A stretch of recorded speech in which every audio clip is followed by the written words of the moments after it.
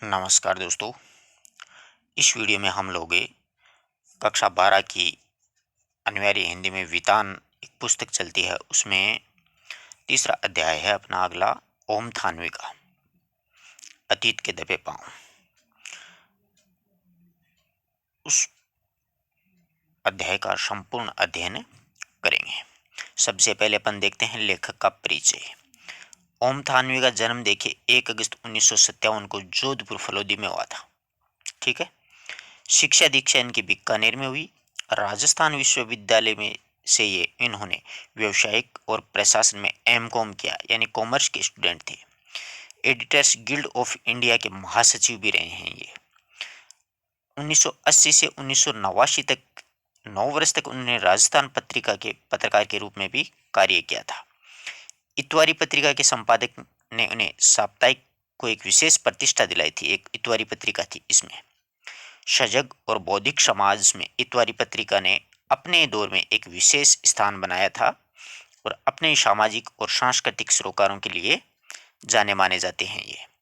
ओम थानवी ने पटकथा लेखन भी किया है, यानी अभिनेता और निर्देशक के रूप में स्वयं रंगमंच पर सक्रिय रहे हैं, यानी स्टेज पर। साहित्य, कला, सिनेमा, वास्तुकला, पुरातत्व और पर्यावरण में इनकी गहन दिलचस्पी थी और इन्होंने प्रसिद्धि प्राप्त की थी पुरातत्व में। इस विभाग में इन्होंने अच्छा काम किया, मूल रूप से पत्रकार है। 80 के दशक में ये centre for science environment CSE के फेलोशिप पर राजस्थान के पारंपरिक जो जल स्रोत हैं अपने, उनकी खोजबीन करके विस्तार से इन्होंने लिखा। पत्रकारिता के लिए इनको अनेक पुरस्कारों से सम्मानित किया गया। उसके साथ गणेश शंकर विद्यार्थी पुरस्कार भी उनको मिला था। 1999 से संपादक के नाते दैनिक जनसत्ता दिल्ली और कोलकाता के संस्करणों का दायित्व भी इन्होंने संभाला था और पिछले 17 वर्षों तक ये इंडियन एक्सप्रेस जो समाचार पत्र है, उस समूह के हिंदी के दैनिक जनसत्ता के संपादक के रूप में कार्यरत थे। हैं नहीं, ये थे। वर्तमान में जो हैं ये राजस्थान में एक हरिदेव जोशी पत्रकारिता एवं जनसंचार विश्वविद्यालय के संस्थापक कुलपति हैं। वर्तमान में ये हरिदेव जोशी पत्रकारिता विश्वविद्यालय जो है उसके कुलपति हैं। ठीक है। इनको के बिरला फाउंडेशन की ओर से 2014 में 24वां बिहारी पुरस्कार भी मिला था। नोट करने वाली बात है, नोट कर लीजिएगा। और ये जो पुरस्कार है वो उनकी रचना मोहनजोदड़ो, जो अपने जो पाठ पढ़ेंगे ना, ये इनका यात्रा वृतांत है। मोहनजोदड़ो और अपने अपने अगेय, ये दो इनके यात्रा वृतांत हैं। बहुत ही महत्वपूर्ण पुस्तकें हैं, पूछा जा सकता है। अब देखिएगा आप लोग अतीत के दबे पांव। अब अपन पाठ के बारे में पढ़ेंगे, पाठ का परिचय। अतीत के दबे पांव, इतिहास हमें दिशा दे सकता है तो ऐतिहासिक नगर सभ्य के जो सभ्यता के विकास को दिशा दे सकते हैं, यानी इतिहास अपन को दिशा दे सकता है तो ऐतिहासिक जो नगर हैं वो सभ्यता का विकास कैसे हुआ उसको दिशा दे सकते हैं कि यह सभ्यता इस प्रकार से विकसित है, वो हुई है। इसी संदर्भ में यह रचना ओम थानवी की यात्रा वृतांत और रिपोर्ट का मिला जुला रूप है, जो अब तक के ज्ञान में भारतीय भूमि ही नहीं विश्व फलक पर गठित सभ्यता की सबसे प्राचीन घटना को उतने ही सुनियोजित ढंग से पुनर्जीवित किया है। यानी इन्होंने बहुत ही संक्षिप्त और सारगर्भित रूप में इस यात्रा वृत्तांत को लिखा है। जितने सुनियोजित ढंग से उनके दो महानगर मोहनजोदड़ो और हड़प्पा बसे हुए थे सिंधु घाटी सभ्यता के, लेखक ने टीलों, स्नानघरों, मृदु भांडों, कुओं, तालाबों, मकानों व मार्गों से प्राप्त पुरातत्वों में मानव संस्कृति की उस समझदार और भावात्मक घटना को बड़े ही इत्मीनान से, बहुत ही अच्छे ढंग से खोजबीन करके हमें दिखलाया है, जिससे हम इतिहास की सपाट वर्णनात्मकता से ग्रस्त होने की जगह इतिहास बोध से तर यानी सिक्त होते हैं। जिस प्रकार सिंधु घाटी सभ्यता एक समय में प्राणाधार से तर थी, यानी एक समय में बिल्कुल आबाद थी, वहां पर भी जनसंख्या निवास किया करती थी। सिंधु सभ्यता के सबसे बड़े शहर मोहनजोदड़ो की नगर योजना अभिभूत करती है, वह आज के सेक्टर माटा, आजकल सेक्टर माटा जो कॉलोनियां होती है ना, उनसे भी शानदार सुनियोजित ढंग से मोहनजोदड़ो बसा हुआ था। उन कॉलोनियों के नीरस नियोजन की अपेक्षा ज्यादा वो रचनात्मक थी, क्योंकि उसके बसावट शहर के खुद विकसन का अवकाश भी छोड़कर चलती थी और पुरातत्व विभाग के निष्प्राण पड़े हुए जो चिन्ह हैं उनमें से एक जमाने में आबाद घरों, लोगों और उनके सामाजिक, धार्मिक और राजनीतिक व आर्थिक गतिविधियों का पुख्ता अनुमान किया जा सकता है। वह सभ्यता ताकत के बल पर शासित होने की जगह है आपसी समझ में अनुशासित थी। उसमें भव्यता थी पर आडंबर नहीं था। उसकी खूबी उसका सौंदर्य था जो राजपोषित या फिर धर्म पोषित न होकर के समाज पोषित था। यानी सिंधु घाटी सभ्यता जो थी उसका सौंदर्य राजपोषित और धर्म पोषित नहीं होकर के समाज पोषित था, यानी समाज को विकसित करने वाला था। अतीत की ऐसी कहानियों के स्मारक चिन्हों का आधुनिक व्यवस्था के विकास अभियानों की भेंट चढ़ते जाने भी लेखक को कचोटता है। यानी ये सारी चीजें लेखक को बहुत दुख देती हैं। अब अपन कुछ शब्दार्थ देख लेते हैं। याचिक नरेश, यज्ञ करने वाला राजा। इल्मा है अनुभूति, विहार बौद्ध भिक्षुओं का आश्रम होता है ना उसको। कशीदेकारी होती है कपड़े पर फूल या फिर कोई चित्र अंकित करने वाली कला। धूसर होते हैं धूल के रंग जैसा, पारदर्शी जिसके आर पार देखा जा सके जैसे कांच। धर्म पोषित धर्म के अनुसार, राजपोषित राजा के अनुसार, समाज पोषित समाज के द्वारा किया गया शासित। अनधिकार बिना अधिकार के। गुलकारी होती है कशीदाकारी, भांडे मिट्टी के होते हैं ना, अपन घर परिवार में कहते हैं भांडे फूट गए। लैंडस्केप प्राकृतिक भूदृश्य देखने का यंत्र। उत्कीर्ण यानी उकेरी गई। पायदान सीढ़ी, वास्तुकला भवन निर्माण की कला को बोलते हैं। इन शब्दार्थ जो हैं उनमें से भी कोई भी शब्द का अर्थ पूछा जा सकता है परीक्षा में। ठीक है, अब बिल्कुल ध्यान से सुनिएगा, पूरा वीडियो अंत तक देखिएगा, आप लोगों को सारा कॉन्सेप्ट क्लियर हो जाएगा। ये देख रहे हो ना आप लोग, ये मोहनजोदड़ो की एक मोहर है। ठीक है, 24वां बिहारी पुरस्कार मिला था ओम थानवी को मोहनजोदड़ो के लिए। पूछा जा सकता है, ध्यान रखना इस बात का। अभी भी मोहनजोदड़ो एक नगर और हड़प्पा ये दूसरा नगर है सिंधु घाटी सभ्यता के सुनियोजित नगर। प्राचीन भारत के नहीं दुनिया के दो सबसे पुराने नियोजित शहर माने जाते हैं। ये सिंधु घाटी सभ्यता के परिवर्तित यानी परिपक्व दौर के शहर थे। यानी जब वो विकसित हो रही थी, परिपक्व हो गई थी, फलीभूत हो गई थी चारों तरफ से, तो उस समय के ये बहुत ही शानदार शहर थे। वर्तमान के अगर देखा जाए तो जैसे दिल्ली, मुंबई, चेन्नई, इस प्रकार से खुदाई में और शहर भी मिले हैं। लेकिन मोहनजोदड़ो ताम्रकाल के शहरों में सबसे बड़ा शहर है, वह सबसे उत्कृष्ट भी है। व्यापक खुदाई यहीं पर संभव हुई है। बड़ी तादाद में इमारतें, सड़कें, धातु पत्थर, मूर्तियां, चाक पर बने हुए चित्रित भांडे यानी मिट्टी के बने हुए बर्तन, मोहरें, साजो सामान और खिलौने आदि मिले। तो यहाँ पर यूं पूछा जा सकता है कि मोहनजोदड़ो जो है उसमें कहाँ पर, सिंधु घाटी सभ्यता में कौन सा नगर है जहाँ पर सबसे ज्यादा सड़कें, धातु की पत्थर की मूर्तियां, चाक, मृदु भांड, मोहर, साजो सामान, खिलौने मिले हैं? तो मोहनजोदड़ो में। ठीक है, सभ्यता का अध्ययन संभव हुआ है उधर सैकड़ों मील दूर हड़प्पा से ज्यादातर साक्ष्य रेल लाइन बिछाने पे, रेल लाइन बिछाने के दौरान के विकास ये भेंट चढ़ गए थे। यानी यहाँ पर रेल लाइन बिछाई जा रही थी ना, तब ये जो मोहनजोदड़ो जो नगर है वो अंग्रेजों के शासनकाल में सामने आया था सबसे पहले। वरना पता ही नहीं चलता अब तक कि यहाँ पर कोई शहर भी बसा हुआ था, कोई सभ्यता भी विकसित हुई थी। तो रेल लाइन बिछाने के दौर पर वो उसके भेंट चढ़ गया, यानी पटरियां के नीचे उन ईंटों को लगा दिया था। फिर ध्यान में आई थी ये बात तो सर जॉन मॉर्शल के। ठीक है, मोहनजोदड़ो के बारे में ऐसी धारणा है कि अपने दौर में वह घाटी की यानी सिंधु घाटी की सभ्यता का केंद्र रहा होगा, यानी एक तरह से राजधानी मानी जाती है। मोहनजोदड़ो और हड़प्पा को सिंधु घाटी सभ्यता की जुड़वां राजधानी मानी जाती है, ध्यान रखना इस बात को। मोहनजोदड़ो राजधानी थी। यह शहर 200 हेक्टर में बसा हुआ है। पूछा जा सकता है मोहनजोदड़ो कितने हेक्टर में बसा हुआ है? तो 200 हेक्टर में फैला हुआ था और आबादी कोई 25,000 थी। ये देखो छोटे छोटे प्रश्न ऐसे बनेंगे व्याख्याता परीक्षा में। आप लोगों को लगता है कि ये छोटी सी पुस्तक है, इसको तो अपन 2 दिन में पढ़ के पूरी कर देंगे, परंतु ये प्रश्न आपकी परीक्षा में बहुत घातक होंगे। कितनी है वहां पर आबादी? 25,000। कितने हेक्टर में? 200 हेक्टर में। जाहिर है 5,000 साल पहले यह आज के महानगर की परिभाषा को भी लांघता था। कितने साल पहले? 5,000 साल पहले आज जो महानगर है उनकी परिभाषा को भी ये लांघ रहा था, यानी काफी बड़ा शहर था। दिलचस्प बात तो यह है कि सिंधु घाटी मैदानों की संस्कृति थी, पर पूरा मोहनजोदड़ो छोटे छोटे टीलों में आबाद था। छोटे छोटे टीलों पर बसे हुए थे गांव वगैरह। ये टीले प्राकृतिक नहीं कच्ची और पक्की ईंटों के बनाए गए थे, यानी प्रकृति की देन नहीं थी बल्कि ये कृत्रिम थे, लोगों के द्वारा बनाए गए थे। सिंधु घाटी सभ्यता के जो लोग थे उन्होंने इन टीलों को बनाया था। और ये पाकिस्तान में ध्यान रखना, देखो पाकिस्तान के सिंध प्रांत में स्थित पुरातात्विक स्थान जहां पर सिंधु घाटी सभ्यता बसी, मोहनजोदड़ो का अर्थ है मुर्दों का टीला। जीके में आप पढ़ते हो सभी। वर्तमान समय में इसे मोहनजोदड़ो नाम से जाना जाता है।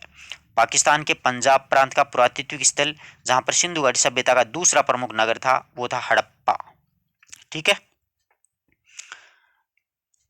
ईंटों से धरती की सतह को ऊंचा उठाया गया था, यानी यह बनाया गया था ईंटों से, धरती की जो सतह थी ना उसको ऊंचा उठाया गया, भराव किया गया था ताकि सिंधु का पानी है वो बाहर पसर जाए, सिंधु नदी का पानी, और उससे बचा जा सके। इसलिए इन्होंने अपने आप के धरातल का क्षेत्र को ऊंचा कर लिया। मोहनजोदड़ो की एक खूबी यह भी है कि वह आदिम शहर की सड़कों और गलियों में आप आज भी घूम फिर सकते हैं, आज भी वो सुरक्षित पड़ी हैं। 5,000 साल पुरानी बात है। यहाँ की सभ्यता और संस्कृति का सामान भले ही अजायब घरों में चला गया हो। ये देख लेना, मोहनजोदड़ो की एक गली का दृश्य आपको दिखाया जा रहा है। इस गली में से अपन आराम से गुजर सकते हैं, देख लो, लंबी चौड़ी, और ये दीवारें आज भी एडिक खड़ी हैं वहीं पर। यह मोहनजोदड़ो का एक मुख्य सड़क है, 33 फुट चौड़ा। तो पूछा जा सकता है मोहनजोदड़ो की सड़कों की चौड़ाई कितनी थी, तो 33 फुट। ठीक है। अब देखिए, अजायब घरों की शोभा बढ़ा रहे होंगे, शहर जहां था वहीं पर आज भी है। आप उसके किसी भी दीवार पर या पीठ टिका करके सुस्ता सकते हैं, आराम कर सकते हैं। वह एक खंडेर क्यों ना हो, किसी घर की दोहरी देहरी पर अगर आप पांव रखते हैं तो सहसा अपन सहम सकते हैं। रसोई की खिड़की पर खड़े होकर के उसकी गंध महसूस कर सकते हैं, या फिर शहर के किसी भी सुनसान मार्ग पर कान दे करके उस बैलगाड़ी के रुनझुन सुन सकते हैं, यानी बैलगाड़ी आ रही है ऐसी रुनझुन, ऐसा मतलब महसूस कर सकते हैं अपन लोग आज भी वहां पर। जिसे अपने पुरातत्व की तस्वीरों में मिट्टी के रंगों में देखा है। सच है कि यहाँ किसी आंगन की टूटी फूटी सीढ़ियां अब आपको कहीं नहीं ले जा सकती हैं, वे आकाश की तरफ अधूरी रह जाती हैं। लेकिन उन अधूरे पायदानों पर खड़े होकर के अनुभव किया जा सकता है, यानी महसूस किया जा सकता है कि आप दुनिया की छत पर हैं। वहां से आप इतिहास को नहीं, उसके पार भी झांक सकते हैं कि आज से पहले क्या हुआ था। सबसे ऊंचे चबूतरा जो है उस पर बौद्ध स्तूप है, यानी बौद्ध मठ, भिक्षुओं का विहार, भिक्षुओं के रहने के लिए घर है। मगर यह मोहनजोदड़ो की सभ्यता के बिखरने के बाद एक जीर्ण शीर्ण टीले पर बना है। कोई 25 फुट ऊंचे चबूतरे पर 26वीं सदी पहले बने ईंटों के दम पर स्तूप को आकार दिया गया था। चबूतरे पर भिक्षुओं के कमरे भी हैं, यानी एक चबूतरा बना हुआ, उसके ऊपर स्तूप बना हुआ है, चबूतरे पर कमरे भी बने हुए हैं। 1922 में जब लाखनदास बनर्जी यहाँ पर आए तब वे इसी स्तूप की खोजबीन करना चाहते थे, यानी वो इसी स्तूप को खोजना चाहते थे। और उसके इर्द गिर्द खुदाई शुरू करने के बाद उन्होंने इल्मा है, यानी अनुभव हुआ कि यहाँ पर ईसा पूर्व के निशान हैं। भारतीय पुरातात्विक सर्वेक्षण के महानिदेशक सर जॉन मार्शल के निर्देशन में खुदाई का कार्य है वो क्या हो गया, शुरू हो गया था। व्यापक अभियान शुरू हुआ। धीरे धीरे ये खोज विशेषज्ञों को सिंधु घाटी सभ्यता की देहरी पर ले गई। इसी खोज ने भारतीयों को मिस्र और मेसोपोटामिया, इराक की प्राचीन सभ्यताओं के समकक्ष ला करके खड़ा किया। दुनिया की प्राचीन सभ्यता होने के भारत के दावे को पुरातत्व का वैज्ञानिक आधार है वो मिल गया। पर्यटक बंगले के एक सर्पिली पगडंडी पार करके हम सबसे पहले इसी स्तूप पर पहुंचे। लेखक जब गया था उमथानवी तब की बात है, और पहली झलक में हमें अपलक कर दिया, यानी बिना पलक झपकाए निर्निमेष देखते रहे। इसे नगर भारत का सबसे पुराना लैंडस्केप कहा गया है। यह है शायद सबसे रोमांचक भी है। न आकाश बदला है न धरती, पर कितनी सभ्यताएं, इतिहास और कहानियां बदल गई इस ठहरे हुए दृश्य में। हजारों साल से लेकर के पल भर पहले तक की धड़कन बसी है। इसे देखकर सुना जा सकता है, भले ही किसी जगह में के बारे में हमने कितना पढ़ सुन रखा हो, तस्वीरें या फिर वर्णचित्र देखे हों, यानी किसी भी जगह के बारे में कितने भी देखे हों, लेकिन देखना है, अपने आंखों से देखना है, बाकी सब आंखों का झपकना है।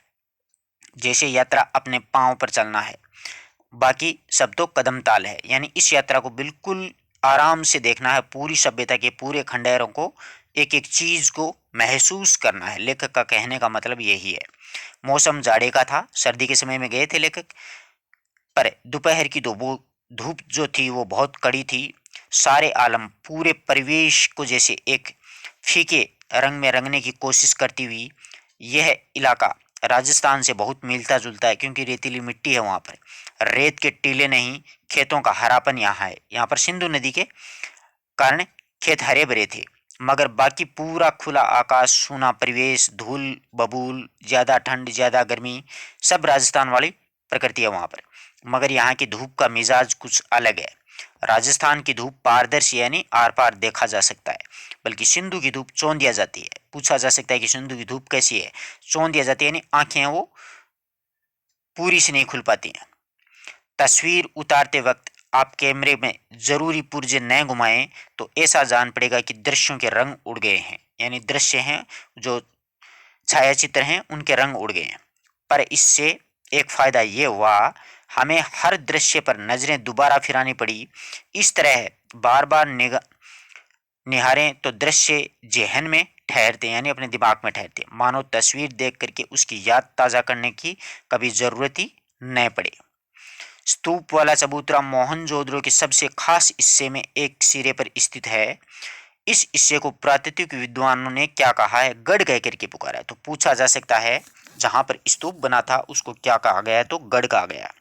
चार दीवारी के भीतर ऐतिहासिक शहरों की सत्ता केंद्रों में अवस्थित होते हैं, चाहे वह राज सत्ता हो या फिर धर्म सत्ता। बाकी शहर गढ़ के कुछ दूर बसे होते हैं। क्या ये रास्ता भी दुनिया को मोहनजोदड़ो ने दिखाया है? मोहनजोदड़ो का आप देख सकते हो, ये है स्तूप, ये ऊपर बना हुआ ना स्तूप, ये ईंटों का बना हुआ चबूतरा है। यहाँ पर कमरे भी बने हुए हैं भिक्षुओं के लिए, हुआ है। अभी अहम और अब दुनिया भर के प्रसिद्ध इमारतों के खंडहर चबूतरे के पीछे यानी पश्चिम में है। इसमें प्रशासनिक इमारतें, सभा भवन, ज्ञानशाला और कोठरा, एक कोठरा भी बना हुआ अनाज रखने का। वह अनुष्ठानिक महाकुंड, यानी जब अपन होम वगैरह अनुष्ठान वगैरह करते हैं तो उसमें एक महाकुंड भी है, जो सिंधु घाटी सभ्यता के अद्वितीय वास्तु कौशल को स्थापित करने के लिए अकेला ही काफी माना जाता है। बहुत ही शानदार जगह। असल में यहाँ एक निर्माण है, यहाँ एक यही निर्माण है जो अपने मूल स्वरूप को बहुत नजदीक से बचा रह सका है। बाकी इमारतें इतनी उजड़ी हुई हैं कि कल्पना और बरामद चीजों के जोड़ से उनके उपयोग का अंदाजा भरे लगाया जा सकता है। नगर नियोजन की मोहनजोदड़ो की अनूठी मिसाल है। इस कथन का मतलब आप बड़े चबूतरे से नीचे की तरफ देखते हुए सहज ही भांप सकते हैं। इमारतें भले ही खंडहरों में बदल चुकी हों, मगर शहर की सड़कों और गलियों के विस्तार को स्पष्ट करने के लिए ही खंडहर काफी हैं। यहाँ की कमोबेश सारी सड़कें जो हैं वो सीधी हैं या फिर आड़ी हैं, यानी समकोण पर एक दूसरे को काटती हैं। आज वास्तुशास्त्री इसे ग्रिड प्लान कहते हैं। एक सीधी सड़कें फिर आड़ी सड़कें होती है, उसको ग्रिड प्लान बोलते हैं। पूछा जा सकता है, ध्यान रखना, नोट कीजिएगा, अंडरलाइन कीजिएगा। आज की सेक्टा मार्टा कॉलोनियों में हमें आड़ा सीधा नियोजन बहुत मिलता है, लेकिन वह रहन सहन को नीरस बनाता है। शहरों के नियोजन के नाम पर भी हमें अराजकता ज्यादा हाथ लगती है। ब्रासीलिया या फिर चंडीगढ़ हो फिर इस्लामाबाद ग्रिड शैली में बसे हुए शहर हैं। यह पूछा जा सकता है कि ग्रिड शैली के शहर कौन कौन से हैं?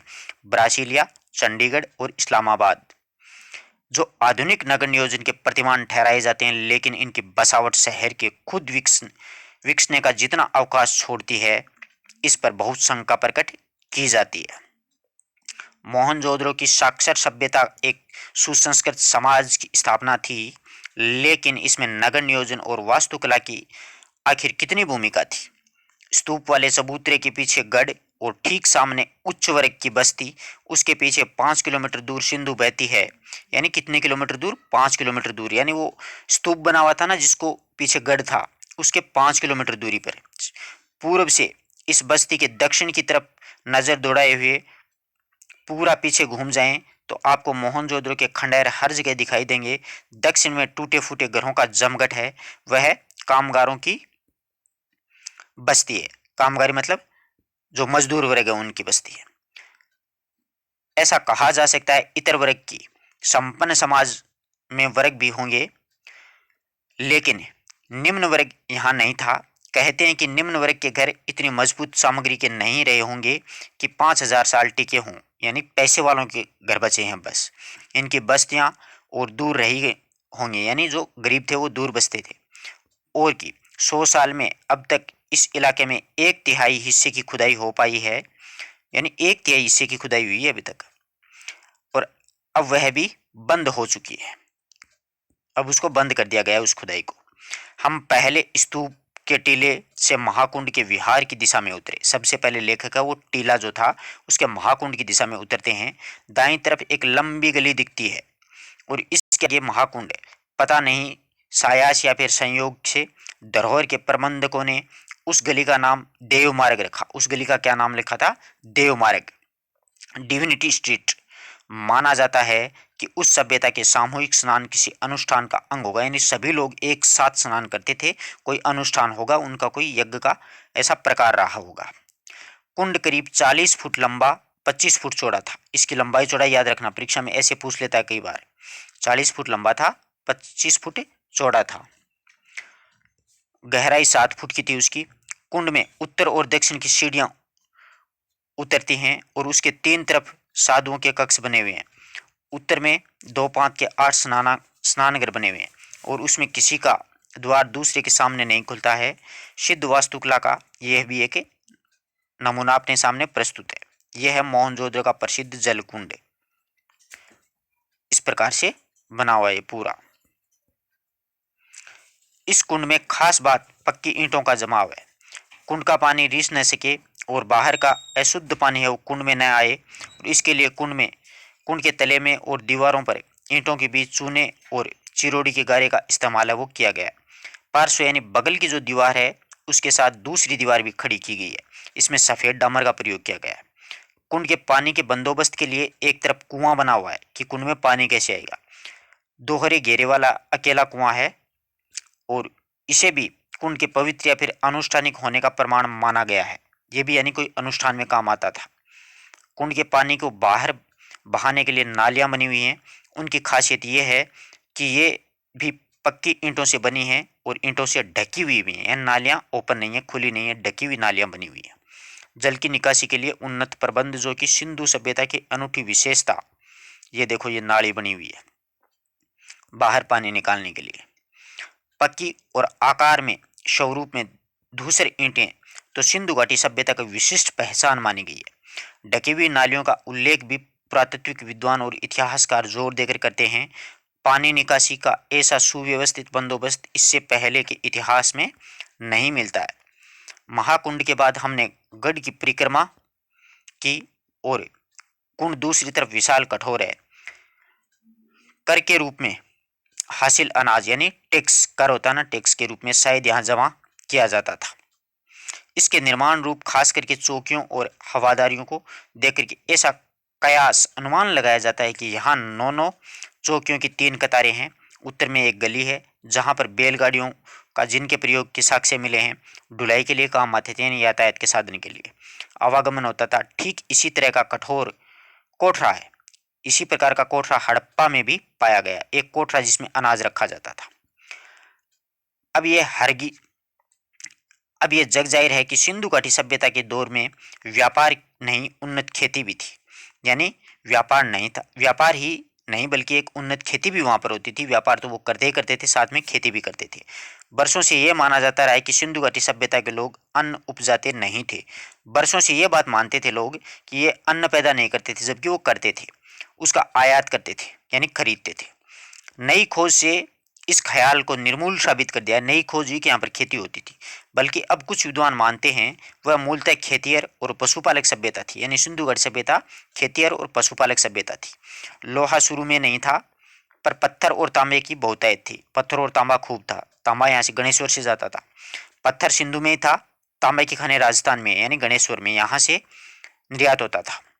इसके उपकरण खेती बाड़ी के उपयोग के लिए जाते थे, जबकि मिस्र और सुमेरु के चकमक और लकड़ी के उपकरण इस्तेमाल होते थे। मिस्र और सुमेरु जो सभ्यता है वहाँ के भी लकड़ी के उपकरण ये लोग लिया करते थे। इतिहासकार इरफान हबीब के मुताबिक उनका कहना है कि यहाँ के लोग रब्बी की फसल लेते थे, यानी सर्दी वाली, कपास है, गेहूं है, जौ है, सरसों है, चना है आदि की उपज के पुख्ता सबूत खुदाई में यहाँ पर मिल गए। ये बात पक्की हो गई है। तो यहाँ पर पूछा जा सकता है कि कौन सी फसल वो लेते थे और किसके अनुसार, तो इरफान हबीब के अनुसार। ये बात ध्यान रखना इस बात का, ठीक है।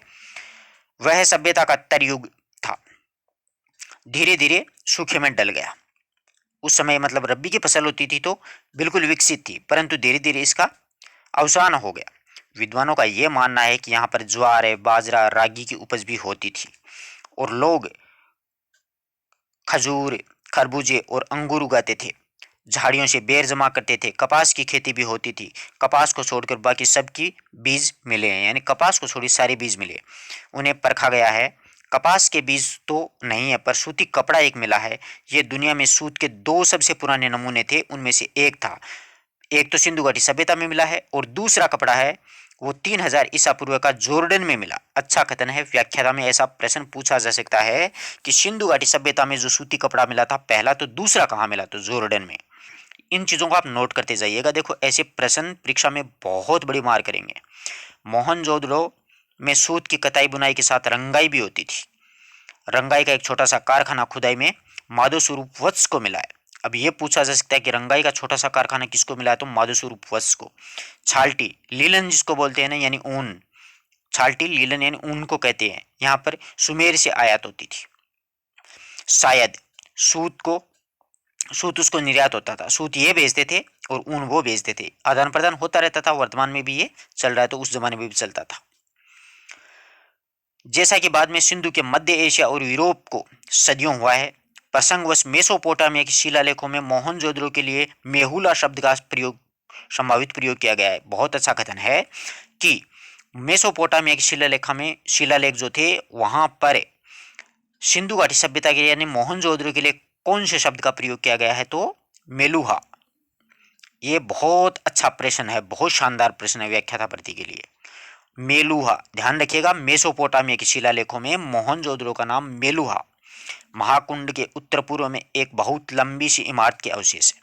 इसके बीचों बीच खुला बड़ा दालान है। तीन तरफ बरामदे हैं। इसके साथ कभी छोटे छोटे कमरे भी रहे होंगे, ऐसा एक अनुमान लगाया जाता है। पुरातत्व के जानकार कहते हैं कि धार्मिक अनुष्ठानों में यज्ञशालाएं होती हैं, जहाँ पर हवन कुंड करवाया जाता है, हवन वगैरह करवाया जाता है, वो यज्ञशालाएं सटी हुई होती थी और उनके नजरिए में इसे कॉलेज ऑफ द प्रीस्ट्स माना जाता है। कॉलेज ऑफ द प्रीस्ट्स माना जाता है उन यज्ञशालाओं को। दक्षिण में एक और भग्न इमारत मिली है जिसमें 20 खंभों वाला एक बड़ा हॉल मिला है। अनुमान है कि ये राज्य सचिवालय या फिर सभा भवन रहा होगा। एक बड़ा हॉल है 20 खंभों का, वो मतलब सभा भवन था, कोई सामुदायिक केंद्र रहा होगा, ऐसा एक अनुमान लगाया जाता है। गढ़ की चार दीवारी लांग करके हम बस्तियों की तरफ बढ़े। गढ़ के मुकाबले छोटे टीलों पर बनी हुई हैं बस्तियां, क्योंकि गढ़ तो राजा महाराजा का होता था, वो तो बड़े टीले पे बनता था, इसलिए उन्हें नीचा नगर कह करके पुकारते। आप मोहनजोदड़ो फिल्म देखेगे ना तो ये कहानी आपको पूरा कॉन्सेप्ट क्लियर हो जाएगी। नीचा नगर के नाम से पुकारा जाता है। खुदाई की प्रतिक्रिया में टीलों का आकार घट गया है, टीले छोटे हो गए, कहीं कहीं से फिर जमीन से जा मिले हैं और बस्ती के कुएं लगता है जैसे मीनारों की शक्ल में धरती छोड़ करके बाहर निकल आए हैं। ऐसे छोटे छोटे स्तूप बने हुए हैं। पूर्व की बस्ती रईसों की बस्ती थी। यह अच्छा कथन है कि कौन सी बस्ती रईसों की बस्ती थी, पूर्व की बस्ती। हालांकि आज के युग में पूर्व की बस्तियां गरीबों की बस्तियां मानी जाती हैं, जैसे आसाम है, मेघालय है, अरुणाचल है, ये वाले स्टेट। मोहनजोदड़ो इसका उल्टा था, यानी बड़े घर चौड़ी सड़कें। पूर्व में बड़े बड़े घर मिले, चौड़ी चौड़ी सड़कें मिले, ज्यादा कुएं मिले। मोहनजोदड़ो के सभी खंडहरों को खुदाई करने वाले पुरातत्ववेत्ताओं का संक्षिप्त नाम दे दिया गया है। जैसे कि ये जैसे जैसे जिन्होंने खोज की, खुदाई कार्य किया, उनको ये नाम दिया मोहनजोदड़ो की, जैसे DK का दीक्षित काशीनाथ की खुदाई, और उसी के नाम पर उनके दो हल्के। DK क्षेत्र में दोनों बस्तियों में सबसे महत्वपूर्ण है। शहर की मुख्य सड़क फर्स्ट स्ट्रीट यानी पहली गली यहीं पर है। बहुत लंबी सड़क है, मानो कभी पूरे शहर को नापती हो, यानी काफी लंबी शहर है सड़क थी। अब यह आधा मील बची है और बाकी खत्म हो गई है, दब गई है मिट्टी में। इसकी चौड़ाई 33 फुट थी। चौड़ाई देख लो 33 फुट, याद रखना, ये परीक्षा में आएगा। मोहनजोदड़ो से 3 तरह के वाहनों के साक्ष्य भी मिले। इसमें सबसे चौड़ी बैलगाड़ी रही होगी। कितने तरह के वाहन थे, 3 तरह के। सबसे चौड़ी बैलगाड़ी। इस सड़क पर दो बैलगाड़ियां एक साथ आसानी से आ जा सकती थी। आपका वर्तमान का जो नेशनल हाईवे होता है ना अपना, एक इधर से आती है एक इधर से है, इस प्रकार का सिस्टम उस जमाने में भी था। यह सड़क वहां पहुंचती है जहां कभी बाजार था, बाजार में जाके ये सड़क खत्म हो जाती है। इस सड़क के दोनों ओर घर हैं, बल्कि घरों की खासियत देखो, लेकिन सड़क की ओर सारे घरों की सिर्फ पीठ दिखाई देती है। मुख्य जो दरवाजा है वो मुख्य सड़क पर नहीं खुलता है घरों का, वो पीछे की गली में खुलता है। घरों की पीठ दिखाई देती है, यानी कोई भी घर है वो सड़क पे नहीं खुलता है, उसके दरवाजे अंदर गलियों में खुलते हैं। दिलचस्प संयोग से है कि चंडीगढ़ भी ठीक इसी शैली में 50 साल पहले कार्बूजिए ने इस्तेमाल किया था। चंडीगढ़ बसा हुआ है सिंधु घाटी सभ्यता के तर्ज पर, मोहनजोदड़ो के तर्ज पर, ध्यान रखना। वहां भी कोई भी घर मुख्य सड़क पर नहीं खुलता है। आपको किसी भी घर में जाने के लिए मुख्य सड़क से पहले सेक्टर के भीतर दाखिल होना पड़ा, यानी पहले सेक्टर में जाओ, फिर घर की गली में, और फिर घर में। क्या कार्बूजिए ने ये सीख मोहनजोदड़ो से ली है? मोहनजोदड़ो की तर्ज पर वर्तमान का कौन सा शहर बसा हुआ पूछा जा सकता है तो चंडीगढ़ है। बहुत अच्छा शहर है, कभी मौका मिले तो जीवन में देखना। कहते हैं कि कविता से कविता निकलती है, कलाओं से ही वास्तुकला में भी कोई प्रेरणा चेतन अवचेतन ऐसे ही सफर करती होगी। ढकी हुई नलियां मुख्य सड़क के दोनों तरफ समानांतर दिखाई दे। वर्तमान में देखो सड़क होती है और इसके दोनों तरफ नालियां होती है ना, वो सिंधु घाटी सभ्यता में ये ढकी हुई थी। बस्ती के भीतर भी इसका यही रूप है।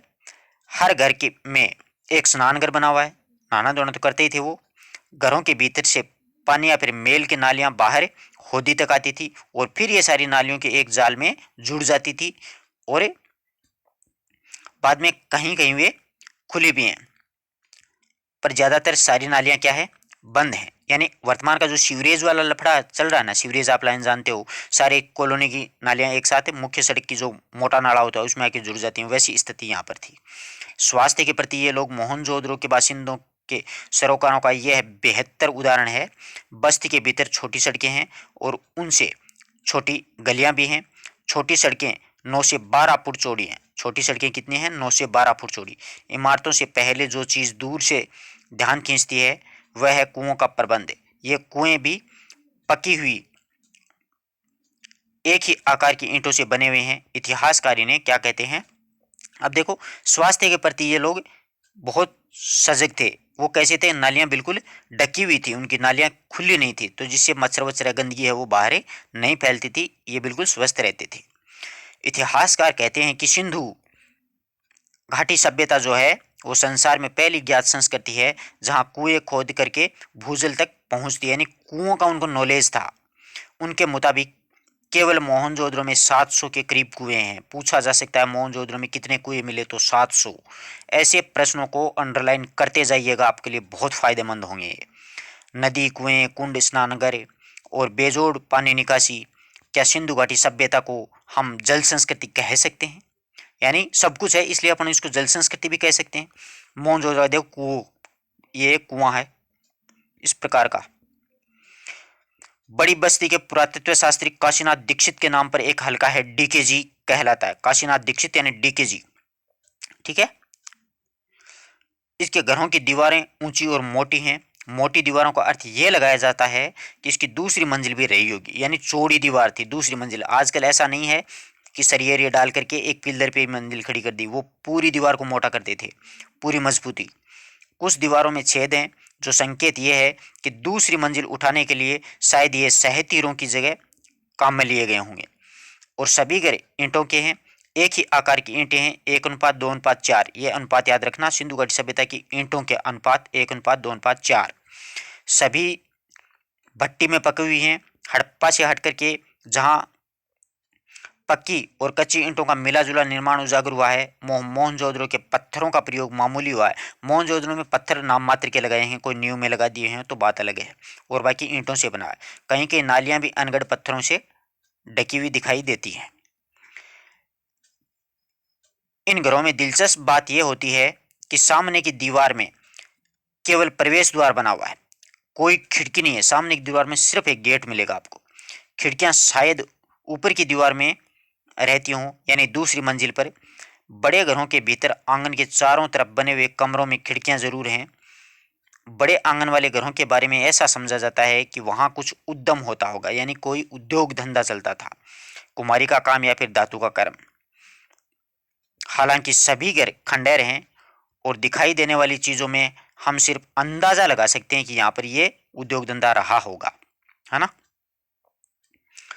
घर छोटे हैं और बड़े भी हैं, लेकिन सब घर एक कतार में हैं। ज्यादातर घरों का आकार तकरीबन 30 फुट का होगा, यानी 30 × 30, 30 जिसको बोलते हैं ना, वो वाला सिस्टम। कुछ इससे दोगुने और तिगुने आकार की, किसके पास बड़ा प्लॉट भी होगा। और इनकी वास्तु शैली कमोबेश एक सी प्रतीत होती है, व्यवस्थित और सुनियोजित। शहर में शायद इसका भी कोई कायदा नगरवासियों पर लागू हो गया होगा कि सभी को घर हैं वो एक ही शैली में बनाने हैं, एक ही ढंग से बनाने हैं। एक घर के मुखिया का घर कहा जाता था, यानी एक घर घर का मुखिया का होता था। इसमें 2 आंगन और करीब 20 कमरे होते थे, क्योंकि घर का मुखिया होता था ना, उसका तो बड़ा ही घर होगा। डी के बीसी हल्का आगे पूर्व में है। दाढ़ी वाले याचक नरेश, यानी हवन वगैरह करने वाले जो राजा होते हैं उनको बोलते हैं। उनकी मूर्ति इसी तरह के एक घर से मिली है। डीके जी की मुख्य सड़क पर दक्षिण की ओर बढ़े, यानी डीके हल्के की मुख्य सड़क से दक्षिण की ओर बढ़े तो 1.5 फलांग की दूरी पर ही एचआर हल्का आ गया और सड़क उसे 2 भागों में बांट देती है। यह हल्का हेरल्ड हरग्रीव्स के नाम पर है, जिन्होंने 1924 से 25 में राखलदास बनर्जी के साथ खुदाई का कार्य करवाया था, हेरल्ड हरग्रीव्स ने। और यहीं पर एक बड़े घर में कुछ कंकाल भी मिले हैं, यानी डेड बॉडियां, जिन्हें लेकर के कई तरह की कहानियां बनती हैं। प्रसिद्ध नर्तकी शिल्पी भी यहीं एक छोटी सी घर की खुदाई से निकली। एक नर्तकी की मूर्ति मिली है ना मोहनजोदड़ो में, वो यहीं पर मिली है, जिसके बारे में पुरातत्व मार्टिन विल्लर ने कहा है कि संसार में इसके जोड़ की दूसरी चीज शायद ही होगी, यानी संसार में इतनी सुंदर मूर्ति कोई दूसरी नहीं होगी। यह मूर्ति अब दिल्ली के राष्ट्रीय संग्रहालय में स्थित है। तो यहाँ पर पूछा जा सकता है कि एक नर्तकी की मूर्ति कहाँ पर मिली है मोहनजोदड़ो में खुदाई में, वर्तमान में कहाँ पर है, दिल्ली संग्रहालय में। यहीं पर एक बड़ा घर भी है जिसे उपासना केंद्र समझा जाता है। उसके आमने सामने की 2 चौड़ी सीढ़ियों के ऊपर ध्वस्त मंजिल की तरह जाती है। पश्चिम में गढ़ के ठीक पीछे माधव स्वरूप वत्स के नाम से एक वीएस हल्का भी है, हिस्सा है, जिसे वह रंगरेज का कारखाना भी लोग चाव से कहते हैं, यानी यहाँ पर रंगाई छपाई का कारखाना था, जहाँ जमीन में ईंटों के गोल गड्ढे उभरे हुए हैं। ऐसा अनुमान है कि इसमें रंगाई के बड़े बर्तन रखे जाते थे।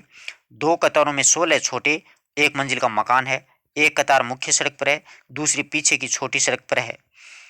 सब में 2-2 कमरे हैं। स्नानघर यहाँ भी सब घरों में है। बाहर की बस्ती में कुएं सामूहिक प्रयोग के लिए हैं। ये कर्मचारी या फिर कामगारों के घरों के लिए काम में आने वाले के लिए ये कुएं बनाए गए हैं। मोहनजोदड़ो में कुओं को छोड़कर ऐसा लगता है जैसे सब कुछ चौकोर या फिर आयताकार हो। नगर की योजना, नगर की बस्तियां, घर, कुंड, बड़ी इमारत और ठप्पेदार मोहरें, चौपड़ का खेल, गोटियां, तोलने के बाट आदि सब कुछ आयताकारी है। छोटे घरों में छोटे कमरे समझ में आते हैं कि छोटा घर है, छोटे कमरे हैं। पर बड़े घर में छोटे कमरे देख करके अचरज होता है, यानी बड़े घरों में छोटे कमरे क्यों बनाए गए हैं। इसका अर्थ ये लगाया जाता है कि शहर की आबादी काफ़ी रही होगी। दूसरी तरफ ये विचार भी सामने आया है कि बड़े घरों में निचली यानी भूतल मंजिल में नौकर चाकर रहते होंगे, यानी नौकर चाकरों के लिए छोटे घर बनाए होंगे।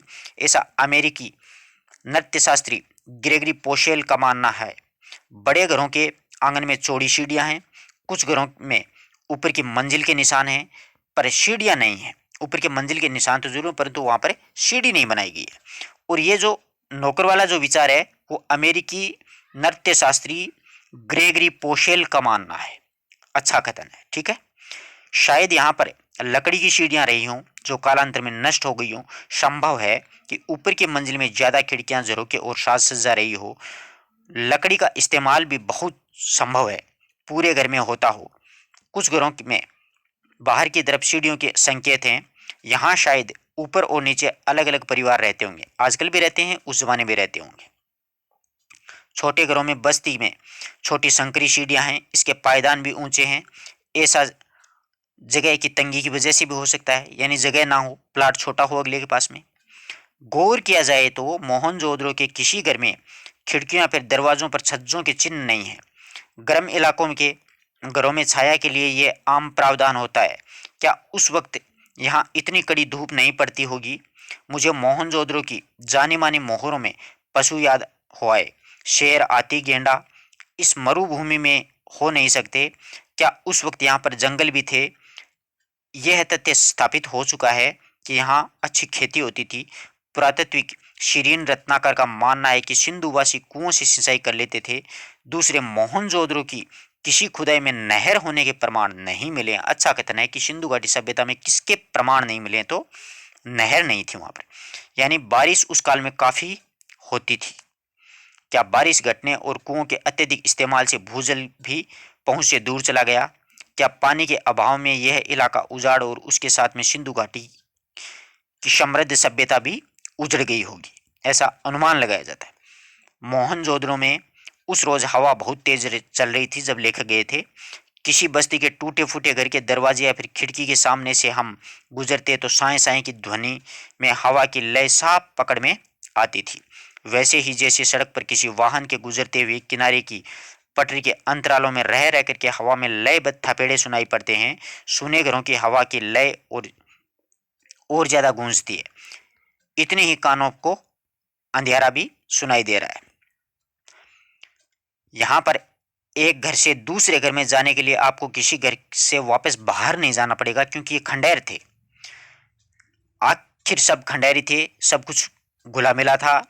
अब कोई भी घर जुदा नहीं है। एक घर दूसरे घर में खुलता है, दूसरा तीसरे में, जैसे पूरी बस्ती एक बहुत बड़ा घर हो गया है। लेकिन घर का नक्शा नहीं होता है। हर घर का एक संस्कार में आकार होता है, भले ही वह 5,000 साल पुराना घर क्यों ना हो।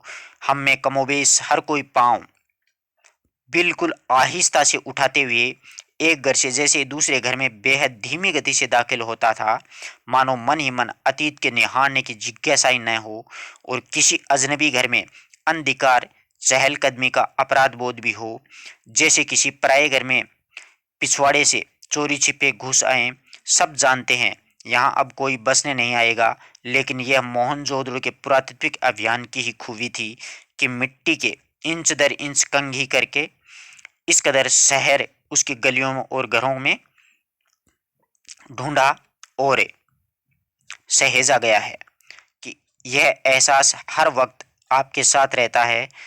कल कोई यहाँ बसता था, जरूर ये आपकी सभ्यता परंपरा है, मगर घर आपका यहाँ पर नहीं है। अनचाहे मोहनजोदड़ो की गलियों में या फिर घरों में राजस्थान का ख्याल न आया। ऐसा नहीं हो सका, महज इसलिए नहीं कि पश्चिमी राजस्थान और सिंधु गुजरात की दृश्यावली एक सी कई चीज़ें हैं जो मुझे यहाँ से वहाँ जोड़ जाती हैं। जैसे हजारों साल पुराने यहाँ के खेत, बाजार और ज्वार की खेती। मोहनजोदड़ो के घरों में टहलते हुए मुझे कुलधरा की याद है। ये कुलधरा जैसलमेर जिले में एक उजड़ा हुआ ग्राम है, ठीक है ना। जैसलमेर के मुहाने पर पीले पत्थरों के घरों वाला खूबसूरत गांव है। यानी घर आज भी सुरक्षित हैं कुलधरा के। खूबसूरती में यानी खूबसूरती में हरदम एक गमी व्याप्त है। खूबसूरत तो हैं वो पीले पत्थरों के मकान, परंतु दुख इस बात का वहां पर कोई रहता नहीं है। गांव में घर हैं पर लोग नहीं हैं। कोई 150 साल पहले किसी राजा से तकरार हो गई तो स्वाभिमानी गांव का हर एक बासिंदा रातों रात अपना घर छोड़ करके चला गया। दरवाजे असबाब पीछे लोग उठा ले गए। यानी आज की जनता तो ऐसी है ना। घर खंडेर हो गए, ढहे नहीं। घरों की दीवारें, प्रवेश और खिड़कियां ऐसी हैं जैसे काल से बात कर रही हूं। यानी कल की बात हो, काल की बात हो। लोग निकल गए, वक्त वहीं रह गया। खंडेरों ने उसे थाम लिया। जैसे सुबह लोग घरों से निकले हैं, शायद शाम ढले अपने अपने घरों में वापस लौट आए, परंतु ऐसा हुआ नहीं।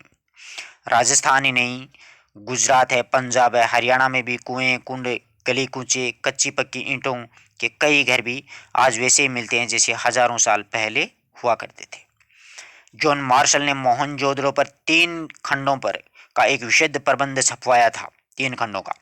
उसमें खुदाई में मिले ठोस पहियों वाली मिट्टी की गाड़ी के चित्र के साथ ही सिंधु में पिछली सदी में बढ़ती जा रही ठीक उसी तरह की बैलगाड़ी का भी एक चित्र प्रकाशित करवाया था। तस्वीर से उन्होंने एक सतत परंपरा का इजहार किया। हालांकि कमाने या फिर आरे वाले पहिए का आविष्कार बहुत पहले हो चुका था। जब मैं छोटा था हमारे गांव में भी लकड़ी वाले ठोस पहिए बैलगाड़ी में जुड़ते थे और दुल्हन पहली दफा उसी बैलगाड़ी में ससुराल जाती थी और बाद में हमारे यहाँ भी बैलगाड़ियों में आरे वाले पहिए जुड़ने लगे। अब तो जिसमें जीप के उतारू पहिए लगते हैं, यानी जीप चलने के बाद में जो खराब हो जाते हैं ना, वो पहिए जोड़ते हैं। हवाई जहाज के उतारू पहिए बाजार में आने के बाद ऊंट गाड़ी का आविष्कार हो गया था और रेगिस्तान के जहाज से हवा के जहाज का ये ऐतिहासिक गठजोड़ है। एक तो रेगिस्तान का जहाज तो ऊंट है और हवाई जहाज आप जानते ही हो तो एरोप्लेन के पहिए ही होते हैं जो ऊंट गाड़ी में लगते हैं। हालांकि कहना मुश्किल है कि दुल्हन की सवारी के रूप में बैलगाड़ी या ऊंट गाड़ी का अब वहां इस्तेमाल होता होगा। बिल्कुल नहीं होता है, अब तो लग्जरी कार जाती है, फॉर्चून। हमारे मेजबान को ध्यान दिलाया कि मोहनजोदड़ो का अजायबघर देखना अभी बाकी है, कि मोहनजोदड़ो का अजायबघर देखो। खंडारू से निकलकर हम उस साबुत इमारत में आ गए, लेकिन प्रदर्शित सामान आपको खंडारों से निकल आने का एहसास होने नहीं देता। अजायबघर छोटा ही है, जैसे किसी कस्बाई स्कूल की इमारत हो। सामान भी ज़्यादा नहीं है। अहम चीज़ें कराची, लाहौर, दिल्ली और लंदन में चली गई, लोग ले गए, अब वहाँ पर कुछ नहीं बचा है। अकेले मोहनजोदड़ो की खुदाई में निकली पंजीकृत चीज़ों की संख्या 50,000 से ज़्यादा है, मगर जो मुट्ठी भर चीज़ें यहाँ पर प्रदर्शित हैं, पहुंची हुई सिंधु सभ्यता की झलक दिखाने को काफ़ी है। काला पड़ गया गेहूं, तांबे और कांसे के बर्तन, मोहर, वाद्य यंत्र, चाक पर बने हुए विशाल मृदुभांड और उन पर काले भूरे चित्रित चौपड़ की गोटियां, दिए, मापतोल के पत्थर, तांबे का आईना, मिट्टी की बैलगाड़ी और दूसरे खिलौने। दो पाटन वाली चक्की है, कंघी है, मिट्टी का कंगन है, रंग बिरंगे पत्थरों के मनके हैं और मनकों वाले हार और पत्थर के औजार हैं। अजायब घर में तैनात अली नवाज बताता है कि कुछ सोने के गहने भी यहाँ पर हुआ करते थे जो चोरी हो गए। ये तो होने ही थे। एक खास बात यहाँ पर यह है कि कोई भी महसूस करेगा अजायब घर में प्रदर्शित चीज़ों में औरत तो है पर हथियार कोई नहीं है। औजार तो यहाँ पर है परंतु हथियार नहीं है। औजार मतलब किसी चीज़ को काम करने के लिए उपयोग में लाई जाने वाली सामग्री। हथियार कोई नहीं थे। मोहनजोदड़ो क्या, हड़प्पा से लेकर के हरियाणा तक समूची सिंधु सभ्यता में हथियार उस तरह कहीं नहीं मिले हैं। हथियार कहीं पर नहीं मिले हैं। जैसे किसी राजतंत्र में यानी राजा के शासन में हुआ करते थे ना, वैसे हथियार नहीं है। इस बात को लेकर के विद्वान सिंधु सभ्यता के शासन या सामाजिक प्रबंधन के तौर तरीकों को समझने की कोशिश कर रहे हैं कि यहाँ पर शासन कैसे चलता था। यहाँ का अनुशासन जरूर था पर ताकत के बल पर अनुशासन नहीं था। वे मानते थे कि कोई सैन्य सत्ता शायद यहाँ न रही हो, यानी कोई राजा का शासन नहीं था, कोई सेना नहीं थी, मगर कोई ना कोई यहाँ पर अनुशासन जरूर था जो नगर नियोजन और वास्तुशिल्प, मोहरे, ठप्पे, पानी या फिर साफ सफाई जैसी सामाजिक व्यवस्थाओं आदि में एक रूपता को वह कायम कर रखे थे। अनुशासन में थे सभी। दूसरी बात जो सांस्कृतिक धरातल पर सिंधु घाटी सभ्यता को दूसरी सभ्यताओं से अलग ला खड़ा करती है वह प्रभुत्व या फिर दिखावे के तेवर का नरादर देना। यह नरादर कर देती है कि यहाँ पर कोई दिखावा नहीं है, जो था वो हकीकत में हुआ था। दूसरी जगहों पर राजतंत्र या फिर धर्मतंत्र की ताकत का प्रदर्शन करने वाले महल हैं, उपासना स्थल हैं, मूर्तियाँ, पिरामिड आदि मिलते हैं, लेकिन हड़प्पा संस्कृति में न भव्य राजप्रासाद मिले हैं न मंदिर, यानी न तो कोई राजा का महल मिला है न मंदिर मिला है। न राजाओं और महंतों की कोई समाधियाँ मिली हैं। यहाँ के मूर्ति शिल्प छोटे हैं और औजार भी हैं। मोहनजोदड़ो के नरेश के सिर पर जो मुकुट है शायद उससे एक छोटे सिरपेंच की कल्पना भी नहीं की जा सकती है। यानी एक मुकुट मिला है, उससे भी एक सिरपेंच की कल्पना नहीं की जा सकती। और तो और उन लोगों की नावें बनावट में भी मिस्र की नावें जैसी होते हुए भी आकार में छोटी रही थी। यानी मिस्र के लोग जो नावें बनाते थे ठीक उसी प्रकार की थी, थोड़ी छोटी थी। आज की मुहावरे में कह सकते हैं वह लो प्रोफाइल सभ्यता थी, लघुता में भी महत्ता अनुभव करने वाली संस्कृति थी। यानी अपने आप में छोटे थे परंतु कार्य इतने बड़े बड़े कर दिए उन्होंने, क्योंकि हथियार वगैरह कुछ नहीं मिला। मोहनजोदड़ो सिंधु सभ्यता का सबसे बड़ा शहर नहीं था, उसे साधनों और व्यवस्थाओं को देखते हुए सबसे समृद्ध माना जा सकता है, यानी समृद्ध शहर था। फिर भी इसकी संपन्नता की बात कम हुई तो शायद इसलिए कि उसमें भव्यता का आडंबर नहीं है, यानी फालतू का दिखावा नहीं है। दूसरी वजह यह भी हो सकती है कि मोहनजोदड़ो और हड़प्पा पिछली सदी में उद्घाटित हो सके। उनकी अनबूझ लिपि अभी भी सारे रहस्य अपने में छिपाए हुए हैं, यानी बहुत सी बातें छिपाई हुई हैं, सिर्फ अनुमान लगाया जा सकता है। ये देखो, नृत्य की मुद्रा में एक लड़की 2500 ईसा पूर्व है, 2500 ईसा पूर्व की ये नर्तकी की मूर्ति है। सिंधु घाटी के लोगों में कला या फिर सुरुचि का महत्व ज्यादा था। वास्तुकला या फिर नगर नियोजन नहीं था। धातु और पत्थर की मूर्तियां, मृदुभांड, उन पर चित्रित मनुष्य, वनस्पतियां और पशु पक्षियों की छावनियां, सुनिर्मित मोहरें, उन पर बारीकी से उत्कीर्ण आकृतियां, खिलौने, केश विन्यास, आभूषण और सबसे ऊपर सुघड़ अक्षरों का लिपि रूप सिंधु सभ्यता के तकनीकी जो सिद्ध है, तकनीकी सिद्ध से ज्यादा कला सिद्ध जाहिर होता है, यानी तकनीकी नहीं थी, इनमें कला थी। एक पुरातत्ववेत्ता के मुताबिक सिंधु सभ्यता की खूबी उसका सौंदर्य बोध है, जो राजपोषित या फिर धर्म पोषित न होकर के एक समाज पोषित थी, यानी समाज के अनुसार चलते थे सभी। शायद इसीलिए आकार की भव्यता की जगह उसमें कला की भव्यता दिखाई देती है। सिंधु घाटी सभ्यता आकार में ना होकर के कला में बड़ी थी। अजायब घरों में रखी गई चीजों में कुछ सुइयां भी हैं। खुदाई में तांबे और कांसे की तो बहुत सी सुइयां मिली हैं। काशीनाथ दीक्षित जी को सोने की 3 सुइयां मिली हैं, जिसमें 1-2 इंच लंबी ही थी। समझा गया है कि यह बारीकी कशीदेकारी यानी कढ़ाई के काम में ली जाने वाली सुई थी। याद करें, नर्तकी के अलावा मोहनजोदड़ो के नाम से प्रसिद्ध जो दाढ़ी वाले नरेश की मूर्ति है, उसके बदन पर आकर्षक चीजें थी। उसके बदन पर आकर्षक गुलकारी की गई थी, यानी कशीदाकारी की गई थी।